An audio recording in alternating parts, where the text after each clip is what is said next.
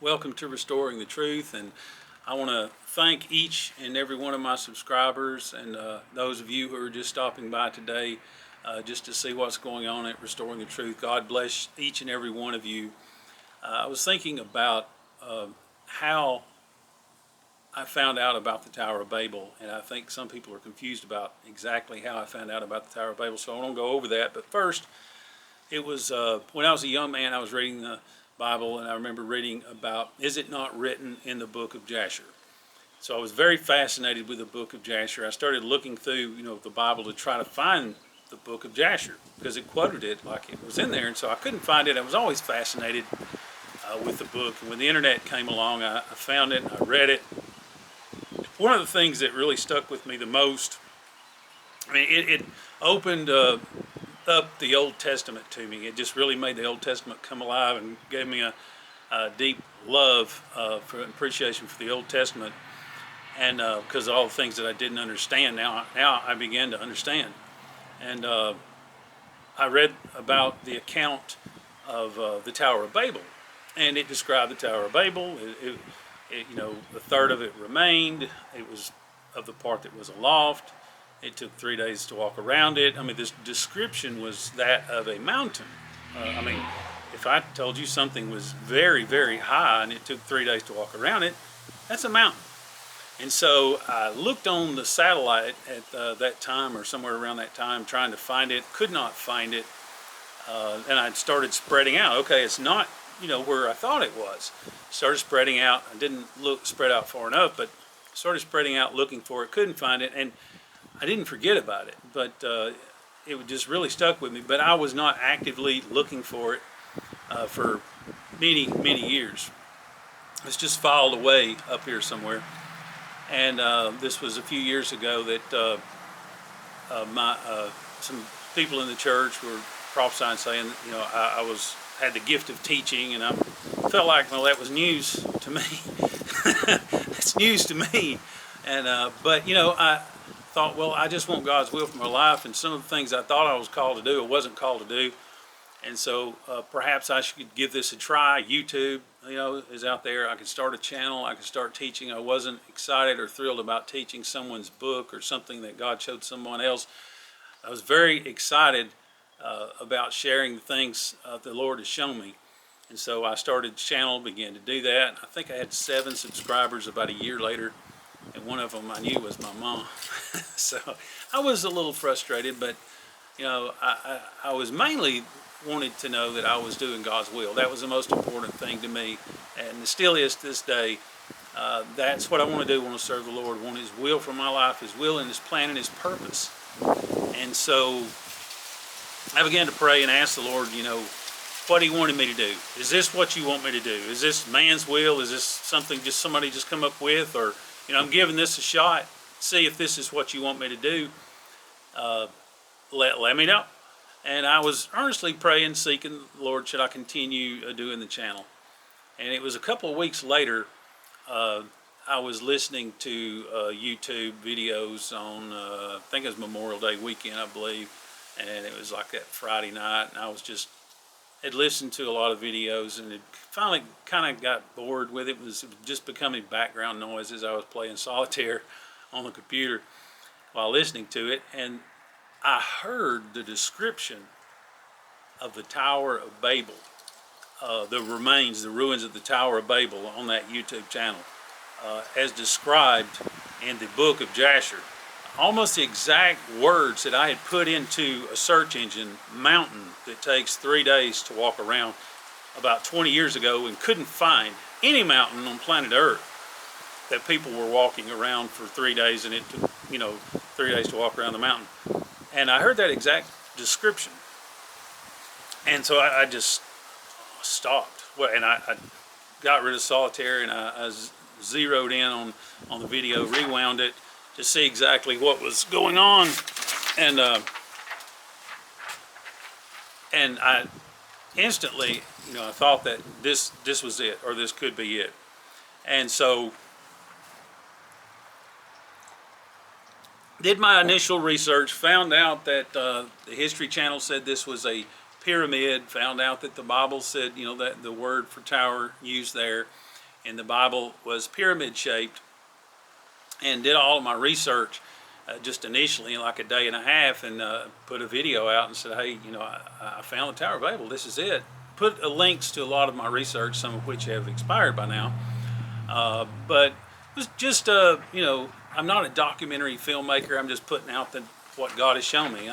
God shows me things, and I'm a blabbermouth. I go and blab it out. And hey, God showed me this here. This is the Tower of Babel. Here's the research, and this channel has always been about inspiring people to do their own research, to study to show themselves approved. That's what we are to do. And a workman who is not to be ashamed, rightly dividing the word of truth. And that is what I hope to do, is inspire others to do the same, and not to take my word for anything, but to equip you to be a student of God's word, an unashamed student of God's word. And so I continued my research and had some questions that I wanted to answer, and I whacked away at answering those questions, and people came on and had other questions, and so I had a lot of research to do, and that was the answer to my prayer. It wasn't the answer I was expecting, but when God just puts something like that in your hands, that it came from God. It was not a result of any of my research. I wasn't looking for it, but now I had a job to do. I had research to do. I've got study to do. I have something to teach. But first I have to learn, and in the process I really learned. I thought I was a researcher before, but this really challenged me in the extreme. It was very difficult to find out information about the land of Shinar. If you just go in the Bible and you do your searches, and it doesn't matter what search engine you look for, and you choose Shinar, and then you go and you look see what you can find that's said about Shinar, you can forget about it. There's not enough information. You have to have a much deeper understanding about the land of Shinar, about the ancient map of the world, the way the people thought. You really have to just dig in and almost live among the people to be able to understand the land of Shinar. There's not enough information just by searching for the word Shinar. You'll never get it, ever. And I realized that because I never got it. And so I realized I was going to have to go back to the beginning. So I went back to the Book of Enoch and found out, well, there's almost nothing named in the Book of Enoch.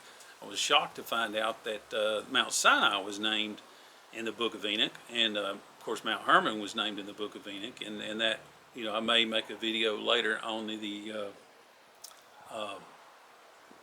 Garden of Eden, or Eden, the land of Eden, the Garden of Eden, pertaining to that, some studies that I've done. But I can't remember. Well, of course, we know that the city of Cain, or city of Enoch, which was named after Cain's son, built by Cain, that existed. There was almost nothing named. And then when I came forward to the Book of Jasher, all these places that you see mentioned named in Genesis chapter 2, and you're reading it, you're like, wow, all these places are already named. No, none of them were named at the time it took place. But when Moses wrote the Torah, when Moses wrote Genesis, all of these places were named, and he was able to write from his knowledge that he had. Just like if we were writing about something today that happened in Genesis, we'd have more knowledge than Moses did at that time, and we can fill in more information about places and where they are and what cities or attractions are surrounding them, and give even a bigger description, because now there's more places named. But when that was written, you go back to the Book of Enoch, none of those places were named. In Jasher, the river Gihon was named, and it overflowed and killed a third of the world's population at that time. That was separate from Noah's flood. And so I found out that the Shinar was not named until after the flood. Ararat was not named until after the flood. I covered that in one of my other videos, but it's interesting if you search for the word Ararat. And depending on what app you use, you're going to come up with either 2 or 4 times that Ararat is mentioned in the Bible, because Ararat is mentioned 4 times in the Hebrew. but only twice in some translations. The other times it's translated as Armenia. So the ark came to rest in the mountains, plural, of Ararat or Armenia, this area, this region. Key word there is mountains, plural. So there was mountains in this region. I guess Ararat was the biggest one, so they named that biggest one Ararat. I'm not sure about that, but what I am sure about is that it was not named until after the flood and Noah got off the ark, and he quoted basically from a prophecy from Enoch 10:10, saying, "Restore the earth which the angels have corrupted, and announce life to it, that I may revive it." And this was I forget exactly what it means. I said what it means in another one of my videos, what Ararat means, but he's talking about it was basically fulfillment of that prophecy. It was talking about the earth being, the curse reversed. The curse which was pronounced on the earth, which was the flood, was reversed when he got off the ark. Then it said he went back to the place, he returned to the place that the Lord had told him. So the key word there being returned, which ultimately turned out to be Jerusalem, which was called the house of Noah, then Salem, and then Jerusalem. But that's another teaching. So a lot of these places, we think we know, or we don't have a clue, really, the ancient map of the world and when these places were named. But then when we read Jasher, we find out that all those places named in Genesis chapter 2 were first named when the people that they were named after were born. So that was the first time they were named. And then they were named after that, after they were born, which is what Genesis insinuates. And then Jasher just outright states they named them after themselves or after their children. And that's what we see. That's the evidence that we see. Or after occurrences. And we see all those things. And that's exactly how we do things today. We name things, streets, places,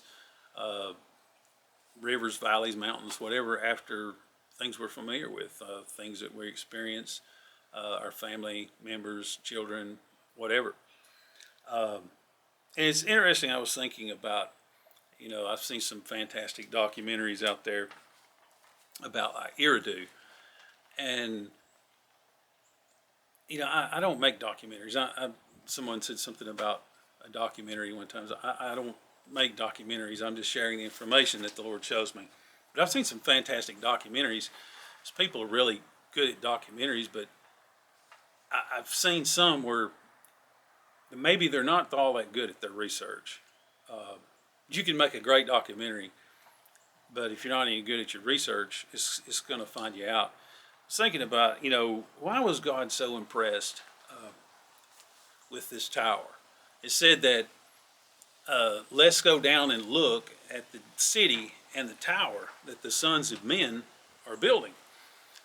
It's had to be pretty impressive that for God to come and look. I was thinking about, I think it was Hezekiah that, where he said, "You're going to die." And he said, and he humbled himself before the Lord, and he sat in like ashes and tore his clothes and put dust on his head and everything. And God was so impressed. He said, "Did you see how my servant has humbled himself?" Well, you want to get God's attention, you humble yourself. It works. It always does. But why was God so impressed with this city and this tower? I mean, if you look at some of these places that you see out there, they said, "This is it. This is the tower." And you think, well, that got God's attention? Seriously? And you got to look down to see it. In the tower of heaven? Really? And then it was, what was even more impressive to me was his, when he got here. And he looked at it and said, "Nothing shall be restrained from them which they have envisioned." So he was more impressed when he looked at it. He came down, he looked at it, and his impression was, nothing will be restrained from them which they have envisioned. And yet, when you look at some of the places that are barely above sea level, Eridu is barely above sea level. I've looked at, I think of the Book of Jubilees, which it's interesting when you look at the writing of Jubilees. I was looking at this word Babylon, which shows up really early in the Book of Jubilees, talking about the Tower of Babel. The word Babylon, I don't think it even showed up in Jasher. It's Babel shows up in Jasher. It shows up very later on. I forget exactly where it was. I was reading this the other night. It's much later on. And Acts Joshua was the first to mention of, it says Babylonish. Actually, the word there, Hebrew word Shinar. It's 2 Kings is the first time it shows up in Genesis. Doesn't show up at all in Jasher or Enoch, but Babylon shows up right off the get-go in chapter 10 in Jubilees, which really dates when that book was written. I mean, it was written centuries later than when you would think it was written. I've found so many errors in the Book of Jubilees, I just don't give it any credibility whatsoever. I don't read it anymore. Just if you want to, then good luck with that. Yeah, it was written centuries after you would think that it was written, after Babylon had become a household name and Shinar had begun to fade into history. We know it was written before Josephus, because he got some of his knowledge from it. Probably he regrets that, I'm sure. But I regret some of the times that I've quoted it. But anyway, so we talked about the elevation there being so low in that region in between Asher and Babylon. I've actually made a video where I scanned the large parking lot between Babylon and Asher, and I was thinking about, my dad was talking about one time when he was working out west, and he was talking about this mountain, because the terrain was flat, kind of like between Asher and Babel or Eridu, and he could see this mountain for like 50 miles or more. He said every day he would get up and he would drive towards it, and he could see it for like 50 miles. He could see the mountain. I mean, if the Tower of Babel was there and it impressed God, don't you think you could see it in a parking lot? Why would you need a magnifying glass and a shovel to find it? I just, sometimes a little common sense goes a long, long way. And I was thinking about Sodom. I watched a video, it's like Rumble in the Desert or something like that, where these people were, and I recognized that was the ruins of Sodom, and they were going through it and jumping off of it and doing flips and cartwheels and just destroying it. And I thought, you guys have no clue where you are. I recognized, you could see they were going through the ruins of Sodom and Gomorrah as discovered by Ron Wyatt. And as fragile as they are, he said they were like talcum powder, which is why they were doing all their flips and cartwheels, because if they hit wrong, it was so soft, it didn't hurt them. And they were hitting and rolling and doing some amazing tricks and stunts, but they were destroying the terrain there and the ruins of Sodom and Gomorrah. But I'm sure you've seen the video on YouTube. It's undeniable. And as fragile as those ruins are, Sodom and Gomorrah, just ashen ruins, they're still here. And that was built after the Tower of Babel. They're still here. Have you ever watched Forensic Files? Well, they can find anything. They'll find evidence of anything. A bomb could go off, and they said, that just leaves tons of evidence for them to find. And yet we can't find a tower to heaven in a place that's barely above sea level. We're looking in the wrong place. Which brings me to Noah's Ark, which is made out of wood, which generally rots. But this was covered and petrified, and once again, if you've studied the study of the work of Ron Wyatt, you know where Noah's Ark is. It's in Turkey, and you've seen it. It's still here. It's still here. Where's Tower of Babel? You think it's in Eridu? You think it's in Iraq? You should be able to look down on the satellite and see it, because it said it was a tower to heaven. And I was looking at the other day, it's interesting, It's said that the University of Tokyo Atacama Observatory is 18,500 feet above sea level and is said to be the highest altitude man-made structure on planet Earth. The problem with that is there's another structure 3,000 feet higher than that. It's an ancient pyramid. It's called Mount Kailash, which is proven to be a pyramid. I mean, the History Channel says it's a pyramid. It's a pyramid. And that's what the Bible said. It was pyramid shaped. And I was doing some research on trying to figure out exactly where heaven is. If you were going up to heaven, how high would you have to go? Where does heaven begin and the earth, or the first heaven? Because that's what we're talking about. First heaven, the second heaven, the third heaven. If you research the Bible at all, you know there's first heaven, second heaven, third heaven. First heaven is where we breathe, where planes fly and birds fly and mountains extend, and that's the first heaven, where we live, where our weather occurs, and that's the troposphere. And I had done a little research about where the snow line is, and the snow line. I mean, if you're going up into heaven, you're first going to have to get to the snow line. I mean, if you can't get to the snow line, I don't think God's going to be too impressed if you're trying to reach heaven and you don't reach the snow line. And the Book of Jasher said that it was a very high and very strong tower. It also said it was talking about 2 days. It was a 2 days walk, which was talking about a destination, a description of, it's like, where is such and such a place? Well, it's 1 mile the other side of that store over there, or 1 mile the other side of the lake. It doesn't mean that it's 1 mile from here. It's 1 mile on the other side of the lake. And I covered that. If you look at the natural border, the Himalayan, the Tibetan plateau, with that natural border there, and this valley that they said they settled in was about a 2 days walk east of Shinar. So if that natural border was the border of Shinar, that valley that they settled in, it's about a 2 days walk east of that natural border. Makes total sense. It said that they searched the whole world looking for the right place to build it. Why would you search the whole world looking for a place to build a tower to heaven and then wind up building it 2 days walk from you, which you would be able to see it easy, a tower to heaven, if it was 2 days away and you're barely above sea level? It's good. That just doesn't make any sense at all.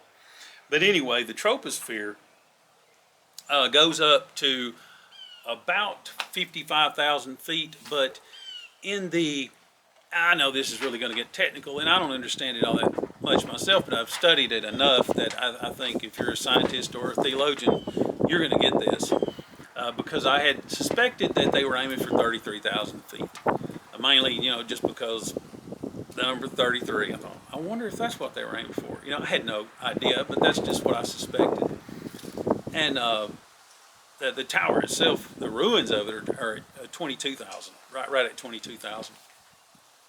And so I started studying where the snow line was, and that varies in different places for different reasons. I think it's where the tropopause is. How low does the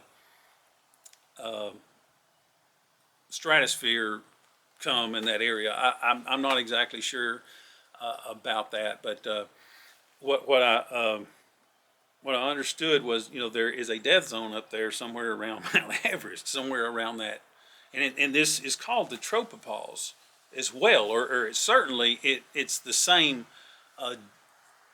area, the same height, the same elevation, roughly, the tropopause, which is the top. It's like a buffer zone between the troposphere and the stratosphere. And the stratosphere is the first heaven, and the troposphere is the first heaven, and the stratosphere is the second heaven, and the tropopause is like a buffer zone between the troposphere, the first heaven, and the stratosphere, the second heaven. And there's something, a lapse rate, and that is talking about, which I found this real interesting, that this lapse rate, as you ascend up and go up, the temperature is dropping. As you're going up, the temperature is dropping, and that's the lapse rate. And so if it's dropping, then it's positive. So you're positive. This is how they're explaining it. I don't understand it, but this is how they're explaining it. That is, the result is positive. You're going up and the temperature is going down. That's positive.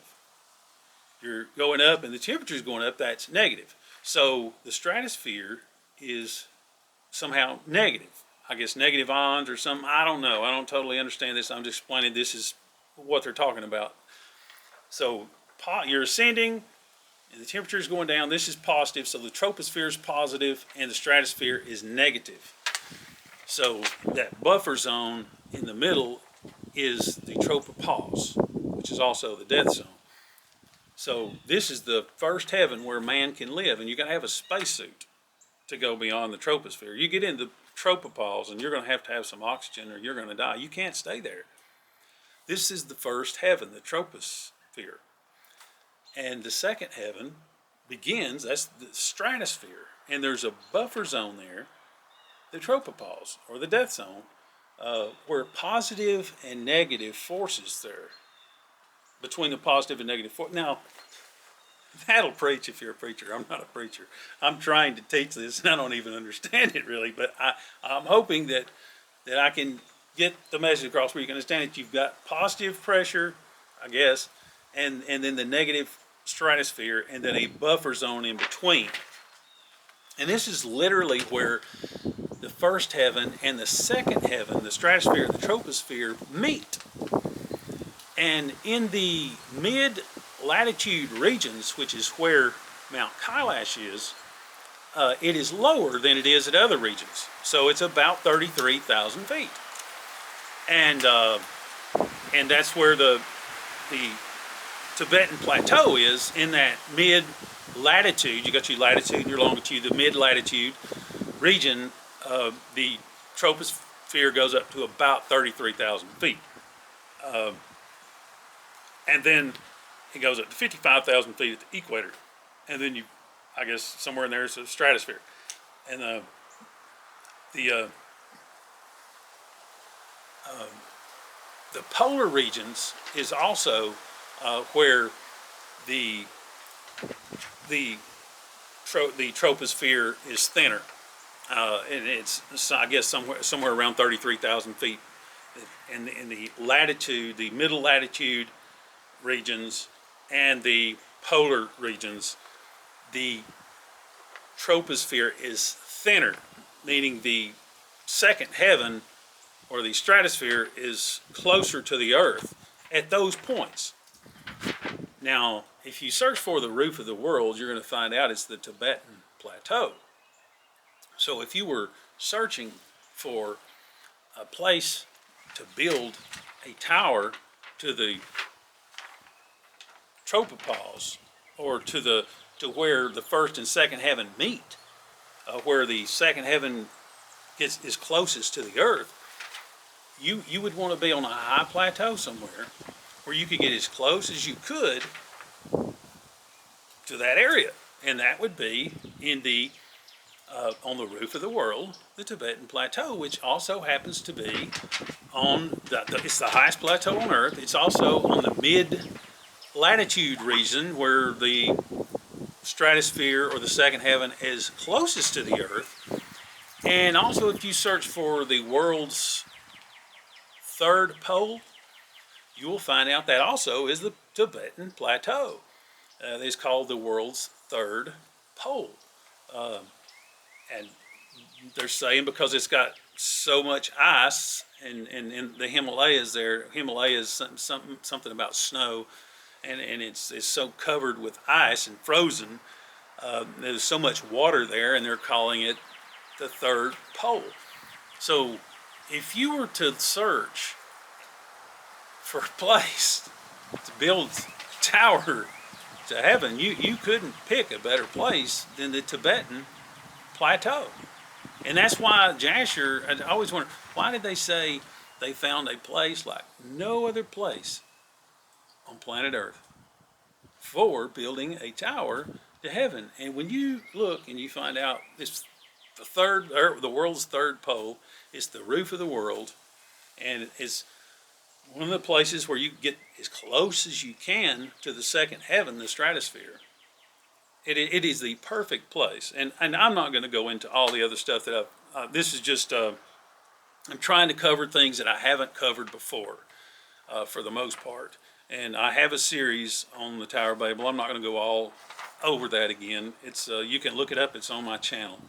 I'm just trying to cover things that I've just discovered and haven't released yet. And it's been a while because there's really not. I mean, I have found a ton of stuff.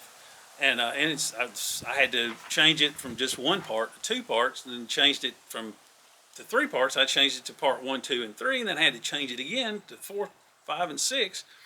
And so there was a lot of information I found early on, and now there's just a few bits and pieces, and one of which I was talking about, pretty much the final piece. I was talking about going back and studying and trying to find out about the land of Shinar, because I couldn't find out any information on the land of Shinar. And so I had to go back and study and just really understand the land of Shinar, because there's no way I can just find the word Shinar and find what I'm looking for. I have to look and understand it at a much deeper level, and that's why I studied Enoch, I studied Jasher, and I studied the Bible. And I'd come to the conclusion from all of my research that, these places that we thought were named before the flood were not named after the flood, because they weren't. That's a fact. If you research like I did, you'll come to the same conclusion. And I encourage you to research the Book of Enoch and the Book of Jasher and the Bible, all three. And you'll come to the same conclusion if you do your homework. And because when these men were, the first mention of their name, when they were born. And then Havilah was mentioned only after he was born. And they named these lands after themselves or their children or occurrences. That's exactly what we witnessed. And the same way with Mitzrayim, all these places. And it was named first when they were born. And then later the places were named. And then later Moses comes along. After these men have died, these places have been named after them, and is able to assign names to these locations to be able to give a description. It's over there by the old oak tree over there. The oak tree has a name now. It has a place. The place has a name. And so I had said that this was a empire. That the first mention of Shinar was in, I think, Jasher 7, and it said that he built a city and he called it Shinar because the Lord had vehemently defeated all of his enemies. And of course, I covered where the it's not the. I'm trying to think of the name of that place, and it escapes me. Mesopotamia. Mesopotamia means the dual of two rivers. Shinar does not mean the dual of two rivers. It does not mean the land of two rivers. And Shinar is not in Mesopotamia. Mesopotamia is in Shinar. But the city of Shinar, which was renamed Babel, I covered that in one of my other videos. It was in Mesopotamia, but Mesopotamia was named later on, way later on, like Jasher 20 or Genesis 24 or somewhere in there. It was named way after Shinar. Just look it up. And so Shinar came first. It was first a city, and then it became very great, and then it was called, either there's the city of Shinar, which wasn't referenced much, and then it said the land of Shinar, or the empire of Shinar, and it said that he took over these other places, vehemently destroyed his enemies, and then it became the land of Shinar, and his kingdom became very great. It became very large. If you look up Rome started as a city, but then it became a huge empire. And Rome was everywhere. It's not anymore because they failed. It's the same thing that happened to Nimrod. I go over that in several of my videos, but I finally found a scripture in Jasher saying exactly what I learned from all my research. I just came to this conclusion from all of my research that that's what happened. And then I found the scripture right there in Jasher that states that's what happened. So I did come to the right conclusion. Jasher 27:17, and at the death of Nimrod, his kingdom became divided into many divisions, and all those parts that Nimrod reigned over were restored to the respective kings of the land, who recovered them after the death of Nimrod, who was also named Amraphel after the Tower of Babel confusion. And all of the people of the house of Nimrod were for a long time enslaved to all the other kings of the land. You think it was still named what Nimrod wanted it named after he was dead and after his people were slaves to the previous owners? No. It went back. It was named Elam. Elam and was one of the places that was early on, because that was Kedor Laomer defeated Nimrod early on in his life, before he died, and that was one of the places that was retaken early, was Elam. Then all the other places eventually were retaken and renamed, and so that's Jasher 27:17. I think I've pretty much covered everything, and I appreciate you for watching. I was thinking about I was thinking about something I was reading about in Azazel, the scapegoat. So I was thinking about doing a video on that, and so I didn't know if there'd be any interest. I guess I have some weird interest.